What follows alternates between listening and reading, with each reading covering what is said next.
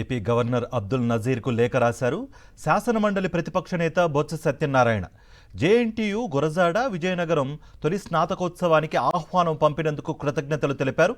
ఈ తొలి స్నాతకోత్సవాన్ని విశాఖపట్నంలోని ఆంధ్ర యూనివర్సిటీ కన్వెన్షన్ సెంటర్లో నిర్వహించడం సరైన నిర్ణయం కాదని పేర్కొన్నారాయన. విజయనగరం వంటి వెనుకబడిన జిల్లాకు విద్యా అవసరాల కోసం ఏర్పాటు చేసిన విశ్వవిద్యాలయం తొలి స్నాతకోత్సవం అదే జిల్లాలో జరగాలని ఆకాంక్షించారు బొత్స సత్యనారాయణ. విశాఖలో కార్యక్రమం ఏర్పాటు చేయడం పట్ల విజయనగరం ప్రజల్లో తీవ్ర అసంతృప్తి, నిరసనలు వ్యక్తమవుతున్నాయని పేర్కొన్నారు. స్నాతకోత్సవం నిర్వహించే వేదికపై నిర్ణయాన్ని పునః పరిశీలించాలని కోరారు బొత్స.